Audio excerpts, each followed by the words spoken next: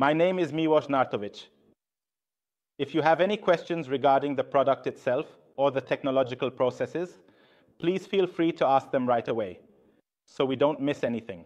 Let's start a bit from this, and I will ask you to activate you this morning.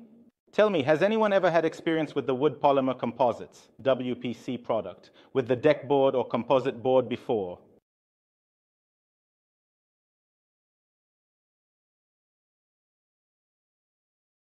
Okay, that's fantastic. It will be a bit easier for us.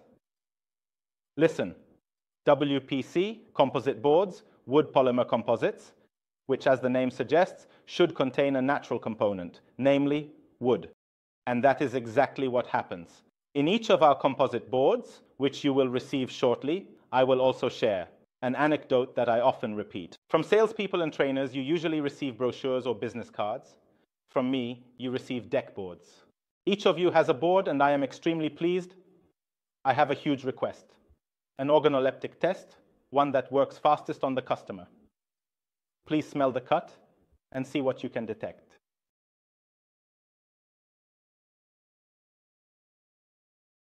Right. COVID is COVID. Listen, each of these boards contains 50% natural ingredient, which is wood flour. We recover this wood flour from startups so that the wood, which has become, for example, a piece of furniture or a board, can once again become a deck board, 50% of each board. And 50% of the weight of this piece that you have in front of you is wood flour. The wood flour comes from both hardwoods and softwoods. This serves as a kind of introduction and explanation of what it is. However, similar to how Coca-Cola and other large and interesting companies operate, I can reveal part of these ingredients, specifically that 50% is wood flour, as this is not a secret. In fact, it is an asset of the company that we utilize and recover this raw material. The other 50%, particularly what you see in that outer layer, consists of additives, which make up about 3% of the composite board. The rest is a mixture of polymers, various types of polymers, that are designed to hold the board together, providing certain technical and visual properties to the board. How is our deck board, the composite board, made? It is produced through two technological processes. Extrusion or co-extrusion, mega important, but you don't have to remember it. Why? This is because extrusion is a much simpler process, as it involves shaping the entire board in a single technological process. And pay attention. When you look at the two boards, they differ primarily in their cross-section, meaning that here we have a board extruded in one mass, while here we have a core and a skin. Extrusion is on my left, co-extrusion is on my right. Extrusion allows us to essentially squeeze out an entire board from a single mass, giving it structure and optionally painting it or imparting some color properties. Please look here, especially in this area or here. These discolorations are not a technological error, but a deliberate action aimed at bringing our product as close as possible to a natural board. Because if we were to place a natural board, say made of beech, pine, or oak on our terrace, or expose it to sunlight and moisture, it would absorb moisture more in some areas and start to rot. So we perform exactly the same process on our deck boards, especially during the extrusion, and we intentionally give them these special colors. The production line looks identical. Why? Because we first have a feeder where we give the structure to the composite board through the raw material, then the production line continues, we extrude the board, and in the extrusion process, we immediately create the patterns of the board. Whether they are wood-like patterns or any other designs, we do this all at once. In co-extrusion, we first extrude the core, and only then do we apply that magical skin. What pros and cons do you see in both systems? Yes, if we break the surface, we would have to make a significant effort to do so. But if we break the surface, there will indeed be a different color, a different hue underneath. That's one thing, that's my answer. It's indeed a great argument that if we were to damage the board significantly on the inside, and a piece of the top layer chipped off, it would still have the same layer inside. In order to achieve the durability properties in this board, we would need to immediately incorporate these additives, hardeners, and all kinds of UV-resistant elements into the entire mass that we are using. On the other hand, producing this through co-extrusion is a much more difficult process. We are able to have a core that is closed, which does not come into contact with elements, for example. In the case of water, snow, or rain, we can use fewer of these additives, which means obtaining a cheaper core and a more affordable internal product, while heavily investing in the outer layer, which is truly the heart of this product. Why? This is because we coat the core with this skin in the final technological process. Any color that might interest you, and just like you have a nice example, there are green boards, orange boards, and blue boards with a hint of azure. It really comes down to the coloring of the outer layer and what is ultimately contained within that layer in the final process. Why? Because here, with a core made of raw material X, we can coat this board. With raw material Y, in any way we like, and give it whatever texture we desire. This primarily provides the customer with the benefit that the board is ultimately cheaper than if we had to use all those additives and hardeners throughout the mass and produce the deck board, for example, in a single technological process. Additionally, the board that we produce through co-extrusion is slightly wider than the extrusion board, so we also gain in square meters of product. Any questions about this part? No. A very disciplined group. Okay, listen. Especially on the darker boards, which you can look at, you may notice some white spots, these white efflorescences that appear. This is neither a technological error nor a problem for the customer. Look at the board to my left and look at the board to my right. Both boards are labeled as black, and here is black. But what do they fundamentally differ in? Color, right? Since I mentioned that we use wood flour, it means that this wood flour is also present in this skin. And now imagine a production line where the deck board is rushing through. First it is extruded, then it is cooled, and finally it goes under special rollers with a wire brush that pulls and works out that kind of texture. When you touch it with your finger, especially on those wide grooves, you can feel that not only is there a groove, but there is also a small texture. This special brush is doing it. And now, if this brush is working and we have added wood flour to our skin, then this brush will somehow work the wood flour into it. And here you see the skin that has much more wood flour, and here you see the skin that has much less wood flour. It has more polymers on the outside. What do you think? What does it mean that here we have more wood flour and here less wood flour in the skin? Of course, aside from the fact that it has a deeper color, it contains more additives and more hardeners to give it that depth of color and better texture. Okay, no, the strength in terms of such a load or the strength in terms of, I don't know, breaking a reef is identical. However, listen, we are very close. Yes, listen. If we discover this natural ingredient, which is wood flour, we are also, to a greater extent, exposed to the fact that all these white spots, all these white dots, will absorb water, and the water from the wine that we can drink on the terrace, or the grease that might fall from the grill. So pay attention. This deck board is much more resistant to this type of dirt and absorbs very little water at all. Why? Because in this top layer, that is in this skin, there is nothing to absorb the water. The polymer will push it away. The hydrophobicity of this deck board will be significantly greater. The deck board contains wood flour, and for some, this is a necessary condition for it to appear on their terrace. On the other hand, to have something, you have a deck board that is practically, colloquially speaking, idiot-proof. It will be hard to stain it, hard to damage it, and hard to bring it to a state where it looks ugly. However, be aware that this deck board will not immediately turn red after spilling a glass of wine. However, here we need to approach it with a hose and water after about an hour or two and wash it off. Here we could leave it for 3 days and nothing would happen to it. Is it possible to impregnate this wood flour so that it doesn't absorb its products? That's a very good question. Imagine such a situation, because I like to give examples. The paving stone that is located somewhere, let's say either here under the entrance to the company or at your home. At the moment when the rain falls on it, it captures the depth of color. That color is so rich and nice. Why? Because this rain caused her to absorb some of the water. The same will happen with the deck board. If water falls on it, After some time, it will acquire a certain depth of color and will become much darker. To achieve such an effect, if someone likes this effect, it can be impregnated with special impregnants, which we also have in our offer. These are impregnants based on polymers and natural waxes that we apply either with a roller, a brush, or simply by spraying onto the deck board. And this will significantly enhance the depth of color and, above all, hydrophobicity. I don't know if any of you have ever impregnated, for example, paving stones. There are impregnants like wet paving stone. It actually allows water to just sit on the stone. It doesn't absorb the water and drains it nicely. Sometimes I have this example on my stairs. So I take a leaf blower and simply blow the water off the paving stone, and it looks really, really visually attractive.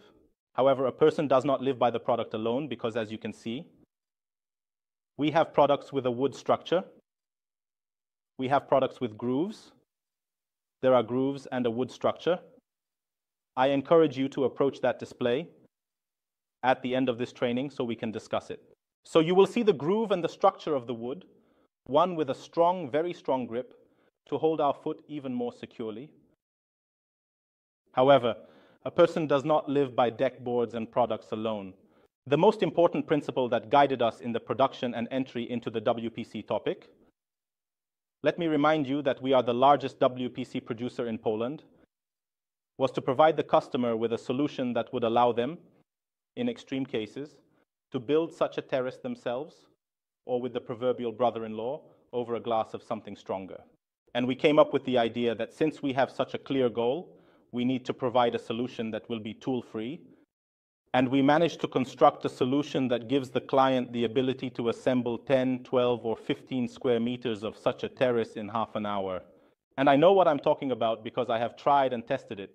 And if anyone doesn't believe it, they can see how the ultra-fast system works compared to the standard system on YouTube under the keyword Bergdeck.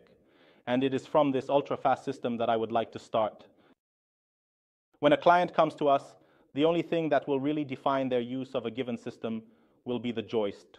Because if you look closely, we have composite joists that resemble, I don't know, the letter B or H. Lower joist, also composite. Strange aluminum joist, Y. This is because the double-sided board has a standard composite joist option on one side and an ultra-fast joist option on the other side, which you can see here. It features a special rail. Additionally, there is a multitude of finishing solutions, but I will talk about that later. So, what characterizes this ultra-fast system? Listen, imagine that the client says, okay, I have the substrate. Now you ask him what substrate? Whatever you want, client. Sandy substrate, aggregate substrate, concrete substrate, wooden substrate, old wooden terrace, old terrace, with tiles. The most important issue regarding the installation of such a terrace is the proper placement of the joist. The joist should be placed every 40 centimeters so that the deck board has support every 40 centimeters, 30 centimeters. But why would I choose an ultra-fast joist instead of a classic joist? Because in the classic situation we have here at the bottom with this classic joist, when we lay the deck board, we have to make a pilot hole on both sides of the board each time, add a clip, either plastic or metal, and screw it in with a screw. On the other hand, we completely reject the idea of screws and clips. Why? This is because the ultra-fast set, as well as the ultra-fast joist and ultra-fast clip, do not require us to drill or install them with a screw. We laid our joists, whether it will be on some wooden structure or, for example, on old paving stones. There is no need to permanently install the joists, so if we can simply lay these joists down stably, we do not have to do it. We do not need to anchor them. We do not need to glue them. There is no such requirement. However, we have laid our joists and they are lying stably. Let's say we glued them to the substrate we had before, or we isolated them with some rubber padding or a rubber mat. We laid our joists, and where do we start? We start with the first deck board. We place the first board at the edge, so we have the first edge board laid, and the next action we are interested in. A special clip. Think of it as a somewhat crooked letter H, where each bend and groove in this clip has its purpose. We have our now. Pa will come closer. There won't be a request from Adam later. Moms, take a look at our model, and we have the ultra-fast joist. What's happening? I take our clip and place it anywhere on the joist, since the joist can be 4, 5, or 10 meters long, so I don't need to move it. I also don't have to worry about anything shifting on this deck board. Why? Because I can freely maneuver it at any moment. Move it forward or move it backward. I'm putting in this clip we have here. A special arrow that is on the clip. Is there an arrow? Yes, there is an arrow. It informs us that I should move our clip in the direction of the deck board with this arrow, meaning I turn it towards the deck board and press it with my finger or gently tap it with a rubber mallet against the deck board. Each board, take a look and scratch it with your nails. This feather has such special grooves. Can you feel it? And they are made precisely for the clip to, so to speak, bite into it. So now we secured our deck board, and then what interests us next? We are interested in adding another deck board. Each board has a groove. I am adding, listen, such a board to our clip. I am tapping it really gently, and I have the terrace topic finished. I don't have to do anything about it. I really don't have to do anything. But as life and an old proverb say, if you invite your brother-in-law over, you'll quickly get mixed up with something. Well, I got mixed up because my brother-in-law started talking to me. Here I have a wide edge, and here I have a narrow edge, and then my wife said it can't be like this. What to do? I don't have to unscrew anything. I don't have to twist anything. With just one finger, I detach the deck board, flip it to the right side, place it down, tap it in, and I have a piece of the terrace laid out. So it seems simple, easy, and uncomplicated. And I confirm it is simple, easy, and uncomplicated. I unclip it with one finger, but it's not about unclipping. It's about ensuring that the terrace is stable and well protected. So I repeat the next action. I throw in the clip, take the finger, and press it gently. You really don't need much strength for this. I fastened it. Let's try to unfasten it now. Now this terrace, right here with the beam, right now. Let's try to detach this board. Is that even possible? There is no such possibility. It's fantastic that we're bringing up this topic. We'll get to it shortly. Listen, to detach the board, you need to unclip the clip. There is no other way to do this than by detaching the clip. As you can see, it's simple, quick, easy, and enjoyable. And now, to detach the board upwards. Drink our board and drink our terrace. It's indeed nice in a situation where there is no revision that would require us to check under the terrace from time to time, or in a colloquial situation where we find 50 groszy between our boards. These dilatations, as you can see, are really minimal. I suspect that a 5 coin would have a big problem getting through, while narrower coins or other small items might fall in. What should we do in such a situation? If we need such a revision, for example, in pools or in various types of water constructions where there is a drainage grate, let's say, in the middle of the terrace, and we should open that grate once a year to remove water from it. This does not define that we must and are obligated to use only drilled clips or steel clips, which are down here. Sorry, I won't raise it anymore. We do not need to use this drilled system throughout the entire terrace. Why? So, imagine a situation with 100 square meters of terrace, and we only need a revision on 2 meters. So we lay 98 meters of terrace using the ultra-fast system, select a package of the standard system with a twisted clip, and for the revision, above the revision we need, we add a standard clip. That is, we install it by making a pilot hole and screwing it in. In this situation, we have 98% of the terrace laid out in the ultra-fast system, and only where we need a revision do we perform the revision by unscrewing the screws, removing a board, putting it back later, and screwing it in again. What do clips give us? Clips primarily hold the board in place, stiffening the entire structure, as it is impossible to move such a board with just 2 clips. However, their most important role is that they automatically create dilatation. These warranty dilatations required by us for constructions. The biggest problem associated with standard natural boards is that they react significantly to temperature differences. When it is dry, they will shrink. When it is humid, they work, and they can work in such a way that if we, for example, installed an oak board or a beech board with screws in the autumn, there is a high probability that these screws could even break in the spring.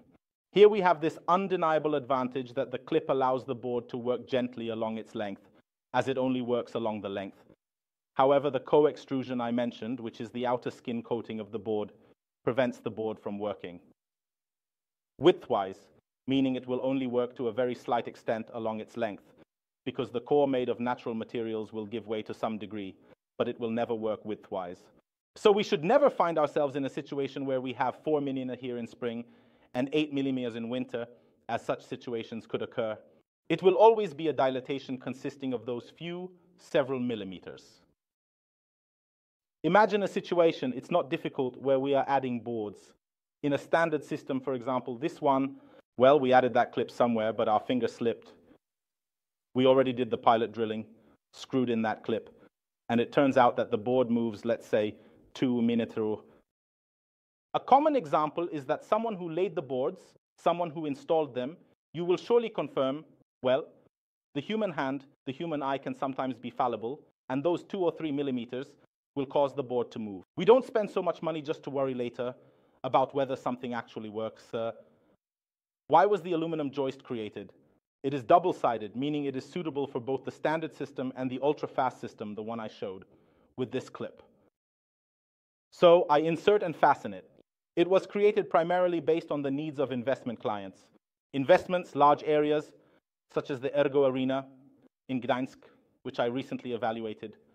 There was a requirement that the structural joist must be aluminum. Okay, we have an aluminum joist. The weight is very similar between composite and aluminum. It will really be a very slight difference. No, I think what I have here in my hand and here.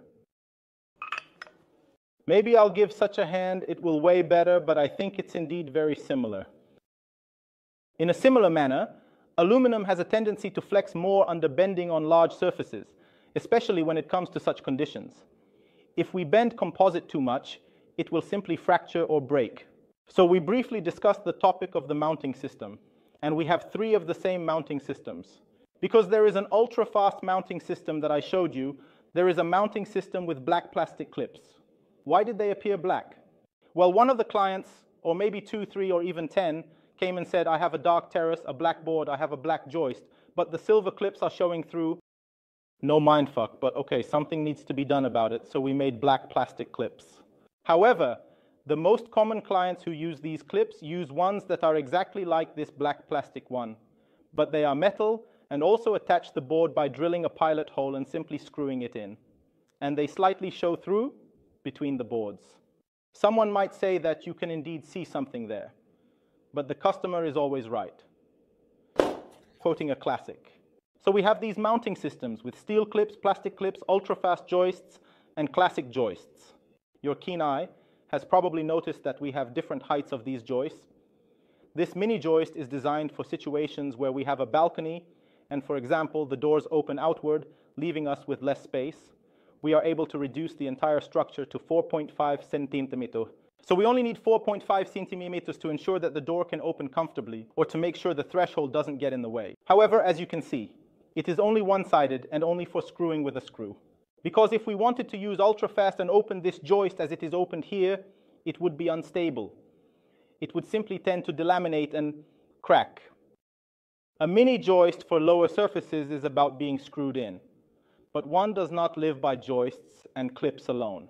Frequently, our clients enclose terraces along with stairs or create various entrances, recesses, cutouts, descents, and ramps. And we need to have solutions for that as well. This unique solution on the market is that, as you can see, we have quarter rounds, which we produce in practically every color of the board that you have here or that are standing here.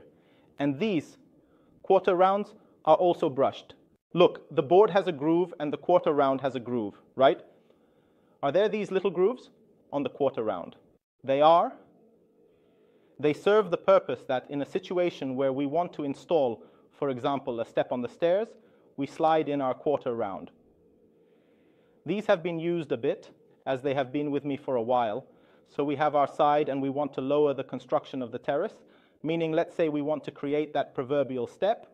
We push our board into this groove, And optionally, we can use some strong, thick glue to prevent the quarter round from possibly falling out, and we have a solution. So we have an aesthetic, nice solution for the step that won't hurt our foot when stepping on it, and it really eliminates the situation where, for example, walking in shoes, flip-flops, or barefoot, I would tear off the masking strip. Most often with competitors, these are corner strips, where I walk, damage it, it tears off, and then for a year and a half, I have to hassle my husband to stick something back on. I know something about this because I have been doing the lighting in my house for a year and a half. So listen, there is this kind of curvature of the step. It really creates a nice effect, especially when we apply this color solution. For example, if the board is black, then the quarter round will be black. If the board is green, then the quarter round will be green. This is a super unique solution on the market, and above all, it offers simplicity for the installer because they don't have to think about how to finish it or how to end it. They just have a ready-made solution in the form of a semi-finished product. Listen, this is one part of the topic, but if an inexperienced installer were to install a terrace and leave short exposed ends, it should usually be done in such a way that we build the terrace and the last board fits nicely, creating a sort of surround around the terrace. Then we most often use a quarter round, as it is the most aesthetic.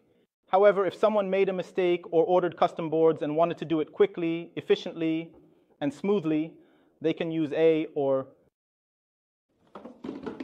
such caps that you see here. And we have these caps available in every color. And we also have them for quarter round, which means we are also able to. They are made from exactly the same material as the ligature. They are composite, although here they are specifically and intentionally not brushed to emphasize them more and show how they look. So if the installer were to install the terrace in this way, he is also able to finish any of these ends as he wishes. However, a more skilled installer would rather choose the option of using this quarter round, and if not the quarter round, then for example, a cover strip. We have a board, and we don't want to use a quarter round because, let's say, there is no need to add another board here since the terrace is low. So we can use a cover strip, which we can attach here to the edge of our board. How will he attach it to the front? He can either glue it or screw it in. If he screws it in, then there is also a solution, which is the use of an angle bracket. Sorry, I don't have it because they probably took my little angle bracket in Krakow, which would nicely cover this element for example, screwing in a screw. It has 2.5 centimeters on one side and 2.5 centimeters on the other. There are also 4s, so it is able to accommodate a lot of our technological error and installation error. There are also narrower ones that will work perfectly for lower elements that need to be protected. The installers also taught us that the boards can be joined in a more technical way, meaning that, attention, each board is practically identical visually. At the moment we cut and mill one tongue and mill the other tongue, we are also able to connect this terrace, connect this step, or possibly connect some ending by adding another board without any accessories. So these are the solutions. Here you have a nice example of these solutions in the showroom, because a display was recently built by our installer. Please come back later and take a look at how the angle bracket is, how the cover strip is added, whether it looks aesthetically pleasing, and if it looks nice. So how do the clips and warranty perform? As you can see, there is a 15-year warranty, and work is underway to extend it by another 10 years, meaning our systems will be guaranteed for 25 years. When it comes to steel, it is stainless, does not corrode, and regarding the composite, we specifically purchased an aging chamber in which we tested these boards and joists under extreme conditions. It's exactly those conditions I mentioned, with humidity levels at 60–70% and suddenly a snap at -20, and how the material reacts. So, in really extreme cases, when we subjected them to -40, -50 degrees, they could delaminate somewhere after drinking a very large amount of water and experiencing such a sudden change in temperature, but they did not crack. So this is their big advantage, because they will only delaminate at most, and they won't crack. So we definitely don't have to worry about that for several years. The huge advantage is also product related in terms of conversations with the client. Listen, the client does not buy one board. The client actually buys two boards. In an extreme situation where I accidentally or intentionally damage something, if my proverbial brother-in-law knocked my charcoal grill over and it burned a hole in 10 boards, or if it charred that hole, then I am not forced to run back to the store and buy another 10 boards. Instead, I can dismantle my terrace, flip it over, and the question is whether the savings I just achieved give me the argument to use those narrow grooves, or if I insist on the wide grooves, as it is also a matter of taste. So the customer actually has two products in one, and in the event of a crisis situation where they have damaged the board in some extreme way, they can simply flip the board upside down and effectively have a new terrace after several years of use. What I think is also important in such a usage area is the 550 kilograms per square meter of the board. So the issue of mechanical damage in terms of cracking somewhere is rather ruled out. We observed how the boards behave when driven over with wheels. If I drive my car over them, front and back, nothing happens. However, if I were to mix things up with the wheels and rub against them, the grooves can break, but only the grooves. The board itself remains unaffected. It definitely won't crack. Yes, it is thick. This skin indeed has a few millimeters, and this is a deliberate measure. And now, to damage it in such a way as to access the core, one has to make a very strong effort. Or hit it with a hammer and actually tear it off, but it also works more like rubber. It is nicely flexible, which is why it keeps the board within such temperature ranges, that it does not expand much in width at all, and in length, it really does so minimally, so it behaves more like rubber. It is hard to tear it off from this, especially since it is an integral part of the core. These are processes that occur at very high temperatures, and it would be difficult to achieve a situation where we could separate, for example, the skin from the core. It is embedded precisely. This effect is achieved at very high temperature. Listen, to make it funnier, in winter, we are actually self-sufficient in terms of heating our office spaces and warehouses because we use the water that cools the boards. So, the technological process is underway. Then there is a water bath for the WPC, and the water, which is heated to a certain degree, is pumped to the radiators and underfloor heating in the company. So it's really a cool, interesting solution and very economical. It also shows what temperature we need to set and what pressure to apply to the board so that it gets welded in this way. And we have the finished product. Listen, I would also like you to think of the composite board not just as a terrace element. Why? Because it is very often used as a material, for example, in floristry and in some topics related to the construction of planters, such as fences, for example. Large pots or large gardens. And I can support this with my own example, because not long ago, I replaced a large garden pot measuring 6 by 6 meters and used a composite board on one side to see how it would perform, for instance. In contact with the ground, moisture, watering, hose, etc. And I dug up that soil a few weeks ago and nothing is happening to it. In fact, if I washed it with a pressure washer, it would still be a fully fledged board that I could unscrew and lay on the terrace. Well, actually, it's the first season. It's rotting, but composite. Well, this is another argument that they really work well, and it's a nice, versatile material for making various other things. Listen, also think about typical fencing solutions, such as a lightweight block on one side and on the other side. For example, panels. Not everyone wants wooden fences that need to be cleaned, painted, and impregnated every year. Not everyone wants aluminum ones that cost a fortune. Some will choose a solution with a wood-like structure laid out and installed on the fence. So it's an interesting alternative. And I say, as many ideas as there are actually that many applications. Why? Because these installation systems offer a multitude of applications in construction. For example, corners, little corners, and some semicircular elements. Because you see, if we really wanted to, we could even create a piece of terrace that would be semicircular. I only have this small piece of cover strip, but if we had 3 or 4 meters of it, it would really bend nicely. I use semicircles, adhesives, press or stick them for a while. Secure them so that the glue sets, and then I really have a ready solution. I also saw angle brackets that were cut so densely that they simply folded nicely into a semicircle, so more skilled hands will manage just fine. We produce boards on 8 separate production lines in the company. Everything that leaves our warehouse is actually made here in Suwałki, so you also have the guarantee that it is a 100% Polish product, which is a strong argument for our customers today. We produced boards ranging from 1 meter in length to 6 meters in length, so there is really a large span. Just please remember that producing such a 6-meter board is not a problem for us on the production line. The issue is the transport to the customer. Because often with terraces costing around 20,000 to 15,000 zlotys, the cost of such transport is 3,000, 4,000, or even 5,000 zlotys, which is quite a significant percentage in relation to the entire terrace.